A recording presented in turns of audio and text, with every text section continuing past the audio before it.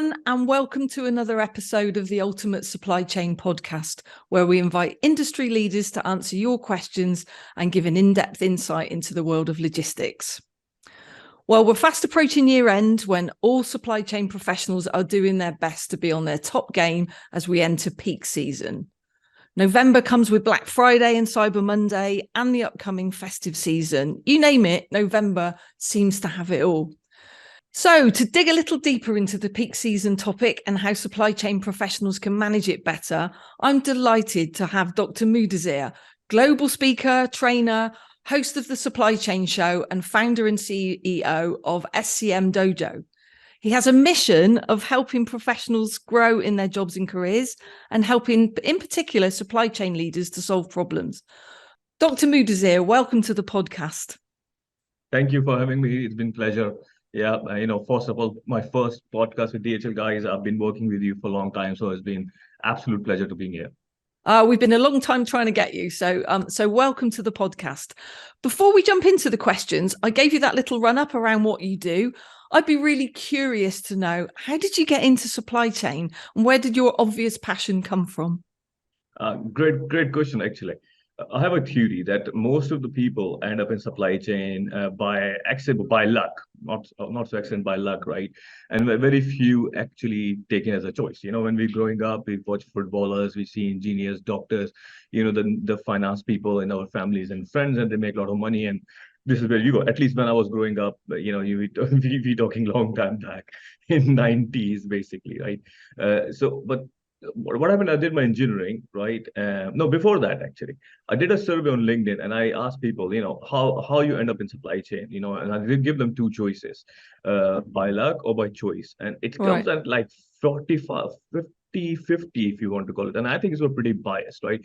Because most of the people I know on my colleagues, when they were like an engineer, end up as a procurement person. There was a production guy, end up as a supply chain planner.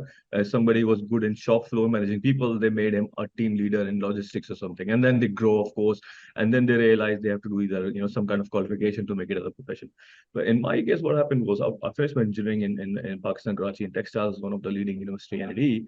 Mm-hmm. And actually, after 6 months, I just realized engineering is not for me. I mean, I worked as an engineer, like, man, sorry, I probably lost my 4 years, but actually, not engineering always helped me to think through logically and, understand the root cause of the problem.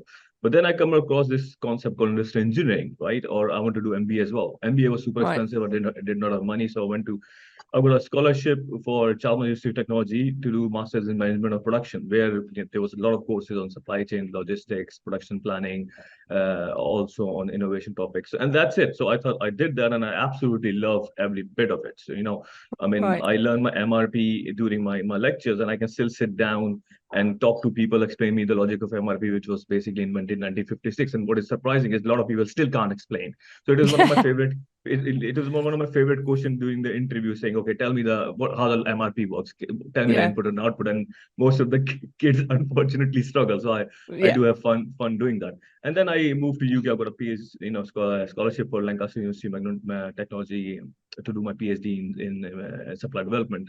And I also was working full time and doing, it was a company funded PhD, and the rest is history. So I love what I do. I think there's only few things I'm good at in my life. One of them is supply chain, and I absolutely passionate about this, and I share this passion with as many people as I can. Well, look, you say there's only one or two things you're good at. You're an expert in supply chain, and the communications that you share around supply chain are nothing to be sneezed at. So, two other things I would say: we've all made mistakes. I started life as an accountant. What was I thinking? And the second thing is we have so many of our senior leadership team in DHL supply chain who started life as engineers. So I think there's some synergy that goes with that type of career development that makes people perfectly equipped to have the thought process that works in supply chain. Absolutely agree. Yes. Amazing. So look, as an industry expert, how do you see the future of supply chain evolving within the next year? I don't really want to talk about COVID, but we can't help it. It's really changed the way things go. But how do you see the future rather than the past? I think COVID was a blessing. I see it as a big, blessing for the supply chain community in general. It has brought in the whole, let's call it, a problem into a C-level suite. When the problem is in Yeah. C-level, that means you get more focus. You get money on the table. You get more permissions to hire people. Therefore, it leads to how we can basically solve the customer delivery problem. So thanks God, I think personally, selfishly speaking, it has happened. I mean, to be honest, that give me a motivation myself. So I started SCM Dojo because I can see there's enough entrepreneurial opportunity to solve supply chain problems. Then that's our motive. How we help supply chain thrive, and I think you guys do the same. And I'm sure you have seen how the fortunes of the shipping company, logistics company has changed in the last 2 years. So nothing to. I mean, it was of course a bad scenario globally, but I think it was turned out to be good. The famous picture of you have a lot of waste and under the water. So when the water was gone, you can see a lot of waste coming out. Yeah. So with this waste, what happened is, if you see them, I've read it somewhere. I don't remember the source, so don't shoot me on this. That $87 billion has been invested in the startup world in the last 2.5 years. So this is what happened when the problem happened. All the money from the investors or the venture capitalists goes into a problem. I mean, a lot of people I know actually, they don't actually work in supply chain, or they don't know supply chain, but they are doing the startups because they think they can solve it. I mean, good luck to that part. But the point is the focus in the now. So with that problem identification culture and the future culture, the innovation will be driven. I mean, I am right now advisor to 4 or 5 different supply chain startups. One of them in Silicon Valley, they got $20 million funding. I know a few more. What they're doing is they're solving this whole, let's call it, there's a famous thing, okay, visibility, velocity, variability, right? We need 3 V's to work with it. We have to improve velocity, we have to improve visibility, and we have to reduce variability. So if you're just focusing on one of the 3 problems out of all of them, that means you are helping supply chain to get better, right? So that's like the headline I can give to the problems we are solving here. And all the money is going into those startups, or even the big companies. I mean, unfortunately, I have to name you guys, of course. I mean DHL, and I have to mention your competition, Maersk. If you think about it, they are becoming the integrated logistics service provider for that strategic reason, because the problem is there, the money is there, the opportunity is there. So there's a lot of innovation going to happen. I personally believe, if you think supply chain as a function, if you compare with finance or marketing or basically any other, even human resources as well, we are almost a decade and a half behind when it comes to the merger of the functional knowledge and with the technology, right? So I have a famous picture where I say, to become a supply chain professional or the good function, you need 3 circles. You need supply chain competencies, which all you and me and the listeners have. Second is the people skills, which is a lot of focus on your communication, leadership skills, so on and so forth, presentation skills. But there's a third sphere right now. We all need to get better, which is the technology part. Everybody is throwing the buzzwords, IoT, blockchain, big data and all that. A lot of people don't know actually how we are going to use it, because a specific technology have a specific application about supply chain. Take in IoT. In logistics, it's better on a container side. On logistics side, if you're talking about cloud, is better on the workflows. If you think about blockchain, is better on the procurement side, where you have to control the documentation, smart contract. So where we need to get better is to understanding which technology applies to which part of the supply chain, right? So come back to the question is, I see, again, I have to use this buzzword, but I can explain it later if you want. The digitalization journey will get accelerated, right? That means the technology will come into the play to solve the problem, right? We will get better in integrating with both upstream and downstream, right? Using the technology. Definitely. And therefore the efficiency in the supply chain will be driven. Makes perfect sense. I think we are investing a huge amount of both resource and finance into improving our data and digitalization, both now and for the future. And I think it makes perfect sense. It has to. And I think, with regard to the pandemic, I would agree with you. From adversity, we have seen some real improvements in how companies are managing their supply chains and how companies are recognizing the importance of their supply chain, as you say, as a legitimate function in their business, right beside the likes of finance, HR, etc., etc. And that has to be a good thing. You know, our mission in DHL is connecting people, improving lives, and we were really able to show how we're able to connect people and improve lives in the face of adversity such as a global pandemic.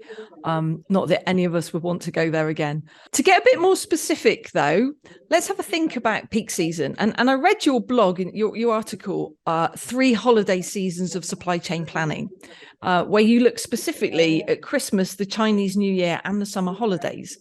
Now, traditionally, in most things I read, when we reference peak season, we talk about year end. I mean, in my intro a moment ago, I spoke about November and how everything seems to be focused in the peak around this time of year. Are you seeing the peak season extend, perhaps as consumer behaviour shifts online? What's your view on that? I think I'll come to this peak season year end and the seasonalities of Black Friday or Black Sunday, whatever Black is going on these days, later on. But I want to touch base on a story because stories are good. We all like to hear one. So why I said Christmas and Chinese New Year is a problem, right? Okay, of course we are lowering our dependency on China, but I work with I work in UK 12 years. Most of my work with the is European supply chain. All of our best call it component manufacturing. All the best cost suppliers are in India and China. That means they are on 60 to 90 days lead time. So what was happening is, and I was one of the plant managers or supply chain managers in a group of 8 or 9 plant managers, and everybody depending on China and so on and so forth.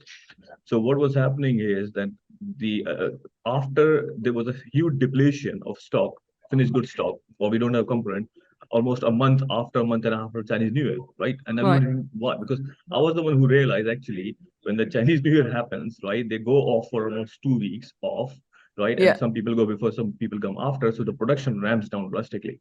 So if you do not build a buffer for that, that means you don't have a stock out before the Chinese New Year. Actually, you have a stock out after Chinese New Year because there is a production lag, right? And it has cost us a very, very poor, let's call it customer service, i.e. we don't have a finished good inventory to make or buy because we don't have the component to make, or we don't have finished goods for it. So so I put a proposal in the following year. That was, I think I remember it was 2014-15 to my controller that, you know what, we have to do the stock build before. And he was like, are you mad? I mean, seriously, what we got to do about what we have to do with the Chinese New Year? And I was like literally I have to do like a full mapping on his wall, explain him this concept of lead time and understanding demand and how the two things are related, right? To explain him that if we don't order right now in September to arrive the stock by December, that means you do not have a inventory to make stuff in Feb and March for your summer one, right? So that's what I'm saying. So any peak period where so when we talk about peak period, generally think about variation or peak in demand, right? But what I'm saying is more about understanding the supply game, or the lead time game, which gonna affect your peak demand. Similarly, let me take you the second issue, which I mentioned in the blog, is the summer holidays. You are, as European people. I'm also a British passport. They don't like to work in summer. I mean, I was in Sweden doing my masters. Volvo cars were shut down in August. Can you believe it? Oh, we love to close for August. Yeah, exactly. Exactly. People don't want to work because the weather is nice, beach is out, take your tan and and that's all right. So what was happening is when this was happening, same issue, right? If your manufacturing plants is not working, nobody's there to ship. We got half the warehouse on holidays. And guess what? We can't ship stuff. So we have to think about the contingency, how we're gonna ship. Then we lead to the famous Christmas peak. It's the same issue, right? When the Christmas is coming, so you have to do the understanding what kind of basically the promotions will be going on, what kind of what product line, because not everything will be in sale, right? Where the peak will come from, which region it will come from, what product line it will come from, and you do have to do a stock build, right? Because here's the interesting part: everybody does budgeting, all the bigger organizations work with budgeting, and they almost forget when they approve the inventory or the stock build that you have to have a higher inventory on certain points in time, right? Or you have to have certain more people in certain point in time, right? Let me give you another example. I have a plant in Romania, right? And same thing in summer. People in Romania go from, for example, from all the summer period, they go to Germany and they pick apples. They don't want to work in the factory because it's just more money picking apples. Just a lame example, but it's a true example. So what I think about the seasonality, I say to people, okay, yes, we have to understand the demand and the promotions and buy one, get four free kind of thing. But how are you going to deal with that, right? How are you going to do your inventory planning, your production planning, your manning, both in your manufacturing and your distribution, especially because you can make the stuff, you can have it, but you have to have a people to ship it as well, right? I mean, you run one of the biggest logistics company, and I'm sure you will see the effect of variation in demand and variation of supply if you don't have any people, right? Because and that's the Absolutely. I think one of the issues. So what do you think on that? Like, I like to hear from you as well. So look, it makes perfect sense to me, and I wonder whether we should be managing the peaks we know about, working to the peaks we know about, or accepting that peak seasonality is just going to be more variable than perhaps it ever has been before. Yeah. Because I think you're right. The things that we tend to plan for are the periods in the world, the periods in our lives that tend not to change. Summer tends not to change. Festive season doesn't change. Chinese New Year might vary by a couple of days, but is Chinese New Year. Those things are there, but there is so much more seasonality these days. And I wonder to what extent that is impacted by online demand over in-store demand. Yeah. So, so this varies from let's call it industry to industry and customer vertical. So if you are a omni-channel company, right, where you have your own distribution through, or you're selling to a distributor, and you are where you get most of the sales, and now you're trying to get online, right? Yeah. So this is very much contemporary supply chain where that how you manage your distributor and distributor stock, and you want to focus on your basically sell into a distributor so you can help them with the sell out as well, as we call it. But the e-commerce game is it's slightly different, right? Because when it comes to the e-commerce, especially when we talk about fast fashion, when we talk about any home products, basically lifestyle business products, right? Yeah. And that is difficult because consumer behavior is changing. And this is actually one of the problems which some of the startups and people are trying to solve. And this is where the game of AI will come in, because in this scenario, especially this happened post-COVID, I have to use this word, the consumer behavior has changed. How they purchase things, how they buy things has changed because the lifestyle has changed. Because a lot of people are still now saying, I don't want to go to work 5 days. You know what? Just I'm happy to be this hybrid model. Maybe 2 days when I see my mates because I don't like my wife that much, so I want to go to work, and 3 days maybe home, right? So Yeah. they want to mix and match because actually nobody wants to work 5 days at work. I don't know anybody unless you are in school or something. So the implication of that is it's your lifestyle has changed, because your lifestyle has changed. The things you're buying is already changed, right? So I'm actually going to create a vlog explaining the point of why the toilet paper saga has happened. It all down to the change in consumer behavior, nothing to do with supply and the grades of the toilet paper. Anyway, so to understand consumer behavior, now we need to understand where we can find those signals. Those signals do not, so our historical sales data, order data, whatever you want to use it to predict your demand, do not represent the consumer behavior, which has changed in last, let's call it 12 to 18 months, right? So, and this is one of the problem with the demand planning and the people, or to estimate what's going to happen in future, which is the peak season as we talked about. So to understand this is where AI can play a big game, I think, if you're using an AI software, because the only those, let's call it, software and the technology has a capability to go into social media or other social places and pick up the signals, right? Okay, to see what's actually gonna change in the consumer behavior and pick it up. Let me give you a quick example how it's also affecting B2B, right? So I'm just talking about more B2C supply chain, but it's Yeah. also affecting B2B. And I'll give you a quick example of that. So it's one of the biggest electronic white goods provider. I don't want to name it because they probably don't want like to get mentioned, but they were distributing through in Mid-West Africa, like Morocco, Tunisia, Algeria, that Right. region, right? They have a planning region in UAE. They're shipping out of their factories into there, and this is how the supply chain. So that's fine. COVID happened, and their distributors could not deliver. So this is where they come to Amazon and say, you know what, we know you sell our product to distributor, but we want to open our shop. And this, Amazon said, you can do that. And but the thing is, of course there was some negotiation and stuff. But Amazon said, okay, we can share with you our data, how people who is buying, basically customer insight, right? Yeah. And when they start selling directly through Amazon, and they couldn't realize that they have so much customer behavior information through Amazon. Because, for example, if I'm buying, I don't know, I'm buying any white good washing machine, right? So Yeah, they know anybody who buys a washing machine or any drill machine, they can buy other stuff that goes with it. So they absolutely. won't be able to offer more promotion, because this is when you go to Amazon, they almost show you stuff where you have similar to what you Adjacency. put Yeah, adjacency, right? Where exactly. you You purchased buy before. shoes today, they're going to offer you socks tomorrow. Exactly. So Yeah, exactly. So if I'm buying basically a webcam, they're gonna show me the tripod, right? Because they know yeah, you can't use a webcam without a tripod, things like that. absolutely. And that information is not available in our historical data. Yeah, That information is not available with our distributors because we don't think like that, right? And this is where Amazon is Amazon, or now people are trying to copy Amazon, is because they have built this consumer behavior technology to predict that what you're going to buy next. yeah. Next best product, next best action. Yeah, completely agree. It's interesting, isn't it? Because to a certain extent, I think we're responding to what's happened. We're responding in B2B to what we see in B2C. There's an expectation of B2B consumers to work the same way as they do in their real life with B2C, which is perfectly acceptable, and only to be expected. One of the other things I was thinking about when you were speaking there is, to what extent is this cause or effect?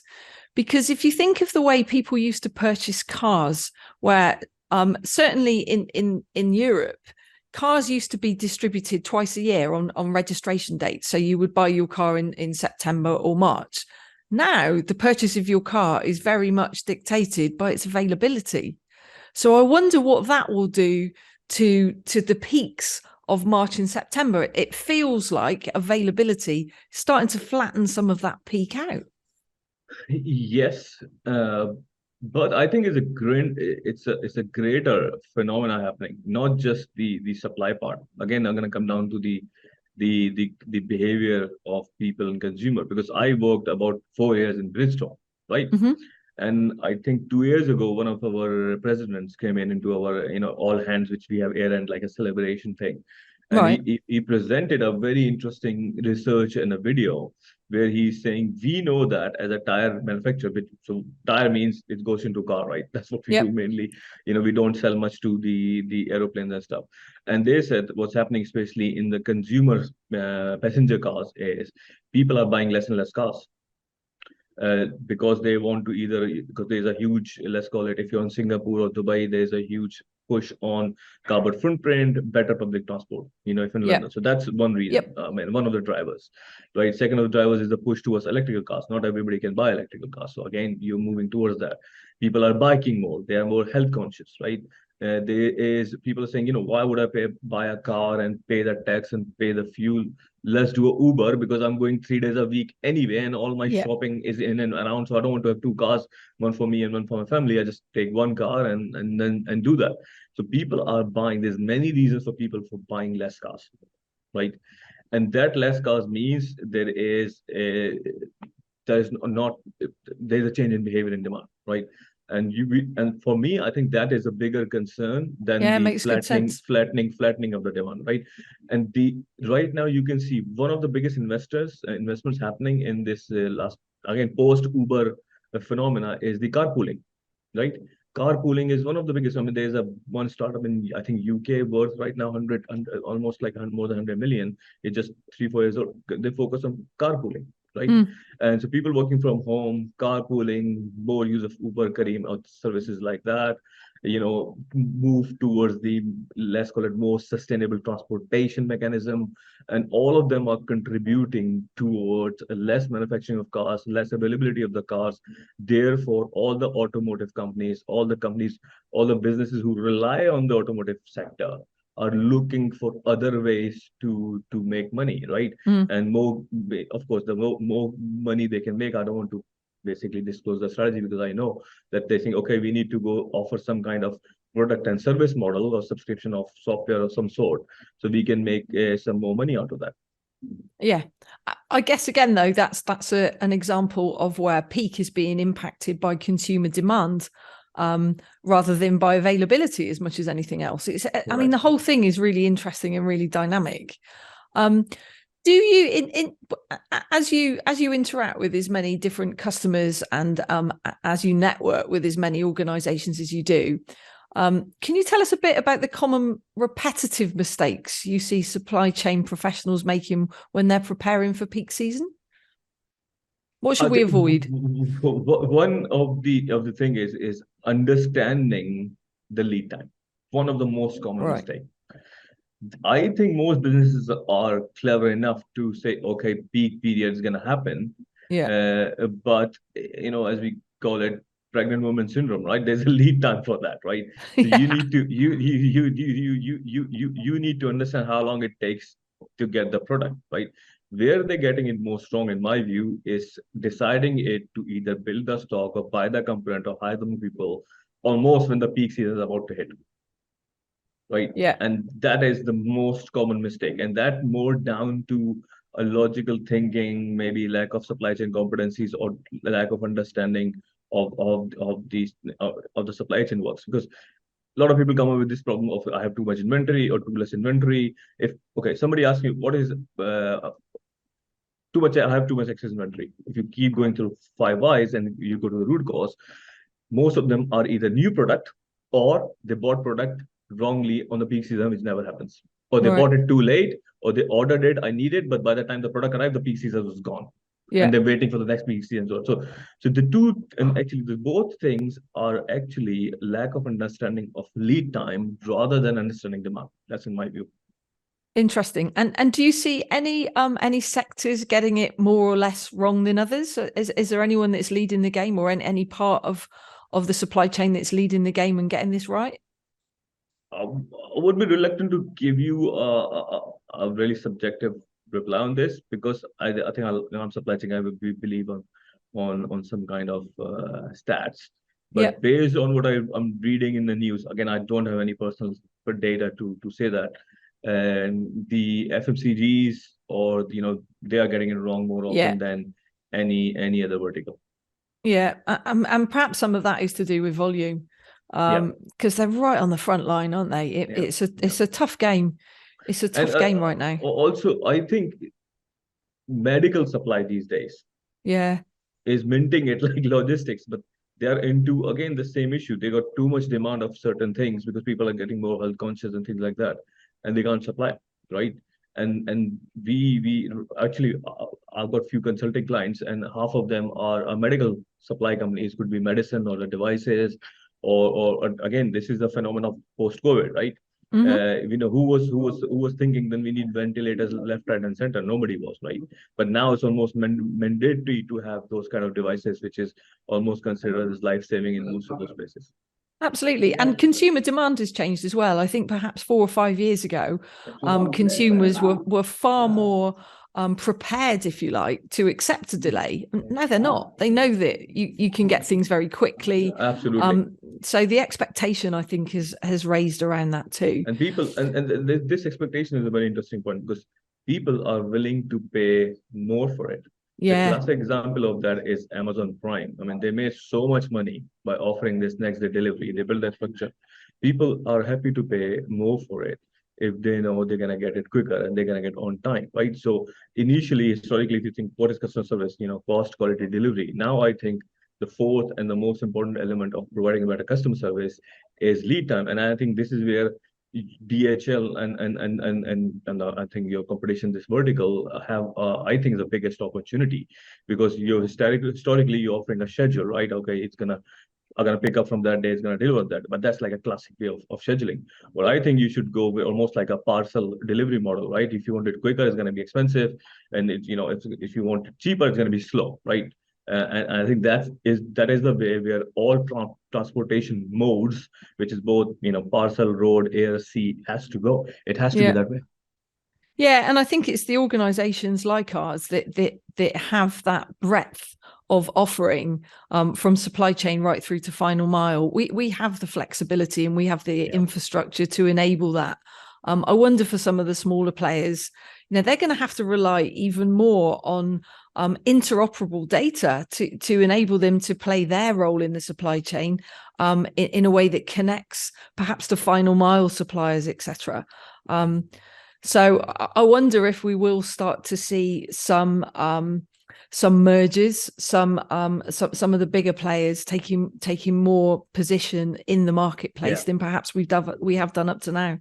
Yeah. I have a question for you actually before we end, right? And then it's my opportunity to learn from a leader like yourself as well. I see there's a big trend or big money investing in startups which are cloud integrators, or basically they are almost doing what Folpr used to do, but they're doing it on a cloud, right? Either by having their own physical asset or integrating other 3PL providers' asset into one cloud platform and just almost giving a platform to manage it, which is from the booking perspective, documentation perspective, lead time perspective. Don't want to name the few, which you know what I'm talking about, right? Yeah, I'm with you. What I don't understand is, for me, it's pretty obvious that giants like you should be doing it anyway, or if you're doing it, then I don't know, people like me don't, why we don't know if you're doing it. Look, I think there's a lot that goes on with data, and there's a lot that goes on in organizations like ours with data that don't necessarily see the light of day. We try very hard to optimize that for our customers and to make that data available to our customers for them to be able to improve their supply chains. There's some work around the aggregation of that data in a cohesive way, so we're able to predict some of those trends without necessarily impacting any confidence around an individual customer's inventory, because as you said at the top, nobody would want that. But I think it is our responsibility as one of those big players to look to see where the big trends are in data and how we can optimize that for our individual customers. And as you say, I think customers are prepared to pay to get that insight in a way they perhaps weren't 5 or 10 years ago, because honestly, it did feel like if their supply chain was working, they were happy with that. I think our supply chains have to become more agile. We have to become more predictive. That predictiveness comes with a resilience that is a necessity now, not a nice to have. None of us knew we would need that resilience before the pandemic. And now we've all witnessed it. It's an absolute essential need for the vast majority of our customers. So you're right. I think lots of organizations, ourselves included, are investing hugely in the provision of data, in the way we make that data available to our customers, not necessarily for them to do anything with it themselves, but perhaps to work with us to understand what it means for them. It's difficult, isn't it? Do they need to become experts in it themselves, or do they just need to know where to find the expertise when the time comes? And that's what we're working on, really, trying to understand that. Sounds great. Glad to hear all that. No, good. And it's good to hear that, organizations like yours, you're very much investing in people coming into the supply chain business, and people being as passionate as you are about the supply chain business, even if they didn't know supply chain was a business 5 years ago. And that's one thing I'd just like to talk to you about a little. We know that the market is challenged with labor shortage at the moment. Innovation, automation, that's going to help with that over time. But in the meantime, we've got to build it. We know that building out technology solutions takes time. What would you recommend to organizations to do in the meantime, where we're strapped for human labor? Yeah. Is to convert or bring more people into supply chain, right? And people say, oh, it's hard to find talent. Okay, that is also a problem. It could be, a labor shortages, or your planners or buyers or whoever, right? The only way to combat that is build competencies, right? Yeah. And they say, okay, how we can build competencies? Yeah, because we don't have the skill set to build competencies, or doing to hire external bodies, or the funding for training is super expensive. And this is where I think this is where SCM2 just is very much positioning themselves, right? So what we have done here is we build a lot of tools and knowledge content, which is the courses and best practices and guides, right? Even the self-assessment tools. So if somebody wants to know how good or bad they are in their warehouse management, right, or warehouse safety, you don't have to hire a consultant, pay $5,000. You just come to SCM Dojo, you click on tools, and there's a self-assessment available, and you can go and buy, and it will tell you these are the risks in your inbound, these are risks at your outbound, these are risks in your systems, and okay, how can I improve? And then we have a tool and guide to tell you how to improve it, right? I mean, take inventory, for example. We have a course inventory, we have a guide, we have an inventory optimization tool. You don't have to buy a software for pay, $100,000.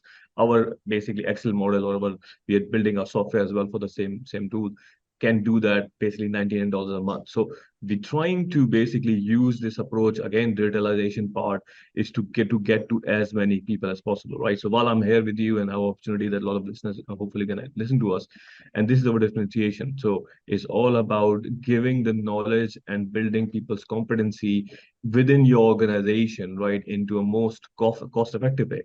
Because most of the knowledge is in supply chain. Don't get me wrong. I mean, it's is available. If you're good in Googling, you can almost find everything on Google, but you need to know what you're Googling, right? Yeah, exactly. So this is where, what we're doing right now, we have put this structured information in a way that from logistics, from supply chain, S&OP, warehousing, even I have a course on supply chain digitalization. If somebody says, what does supply chain means? And this is exactly, we got a course on watch for 1 hour, and you will, after this 1 hour, you will know exactly what you have to do and where you have to start.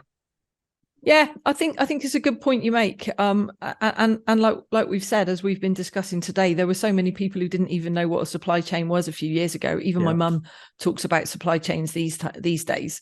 And it's great that perhaps we can attract the younger generation, the Gen Zs and beyond, into supply chain as their first choice, rather than perhaps coming in by accident, as perhaps you and I have. And I think as that happens, as you've said, it will start to look differently at supply chains and everything that goes with it. I mean, one of the things that we're very interested in is trying to surface the value of having effective supply chains beyond the financial. And I think that's a really interesting area that perhaps we could explore in the future, because look, the passion that you've shown today, supply chain isn't the realm of mid 40-year-old grey people anymore. This is something that the younger generation can get into and really build a future in with some passion, knowing that their career can grow, their career can be varied, and their career can actually be really exciting. And while you're touching point, this is one of my again highly let's go passion points. There is money now in supply chain. People get paid a lot of good salaries right now. And then historically, if you think about, I did a post, but it went pretty viral, that I think until 70s and 80s, most CFOs will become these CEOs. Then in the 90s, it used to be like the CMOs, the marketing people becoming CEOs. But since the 2000 onward, the CEOs. I mean, take Apple, for example, the famous example, Tim Cook was a chief operating officer, right? And it's happening in most organization, that the chief operating officers are becoming CEO. But it's a great learning pathway, right? That because the beauty of us is, as a supply chain, we are in the middle of everything. We have to talk to finance because they keep killing us on the cost side, because we are support function. We have to talk to the sales and marketing people because they're doing promotions and buy one get four free or selling stuff. So we need to understand what's happening in the consumer market, and then we have to talk to production and side as well so we know we can make stuff. So we are in a very good position to have a holistic view of what's happening in the business, understand the business, and contribute and become a 360 leader or a manager in the business, who is in the better position to become a leader, whatever business you work in. You guys, supply chain people. Yeah, completely agree. And as we see some of the roles around supply chain emerge, I mean, a number of our customers are standing up chief transformation officers, and under that wing, you will have supply chain, not just to manage operations. It's a really important part of what supply chain is, but actually to transform operations. And with that transformation comes actual transformation of a business. I have to say the most senior leaders in our team, the ones that I find most inspiring are the ones that can have that strategic vision, but when I've been on site with them, they can actually talk at a really detailed level with people in warehouses who are picking and packing, or our drivers who are having to make the on the fly decisions about how to get things from A to B in the most sensible way. And it's that I suppose it's that range, as you've said, of skills and experience that will make the best CEOs of the future. Absolutely agree. You need to know what's happening on the floor to more so win the hearts and minds of people, right? Because if they know they got the leader who knows how to get the hands dirty going through the same journey, I find it inspirational as well. So if I work for somebody who has actually the managers I work for in my career and I respected the most are the ones who has been through this, through the ladders and know exactly what happened on shop floor, know exactly how the planning happens, know our pain as a min managers as well, and help us and guide us and mentor us. Because I've also worked with people, he was a sales leader, somehow become a MD, and he wouldn't care what we do as a supply chain. He just want his products delivered exactly when his sales team wanted. And it was pretty selfish. I mean, in his view, I don't give a monkey's how you do it, just get it done. And I'm thinking, get the number. But that's just shows lack of empathy, right? And then you're just doing it because you're doing it for salary, not for the leader. And that's a bad culture. I completely agree. And I think, with the rise of understanding around the supply chain, you start to understand who are the people who are really making the world revolve. And it's not always the people making the big decisions. It's the people who are literally on the shop floor, keeping the wheels turning, keeping those toilet rolls on the shelves, as we said. Absolutely. And that's, if anything had to come out of the pandemic, perhaps that was one of the best things, that acknowledgement that it's not always the big cheeses that are having the biggest impact on the way the world revolves. Correct. Agree. Look, I know we're running out of time and we're fast reaching the end of our journey for this episode. Thanks so much, Dr. Mudazir, for your insights, but also for your passion around the supply chain subject matter. And thanks to you, listeners, for sticking with us until the end, whether you're out walking the dog or driving your car or listening to this episode, making a sandwich at lunchtime while you're working from home. We're really grateful to you for tuning in. If you'd like to explore more with us around other key supply chain topics, subscribe to make sure you never miss an episode with us. Podcast, as usual, is available on Spotify, Amazon Music, Apple Podcasts, and YouTube. Leave us a review and we'll give you a shout out. Thanks so much for joining us.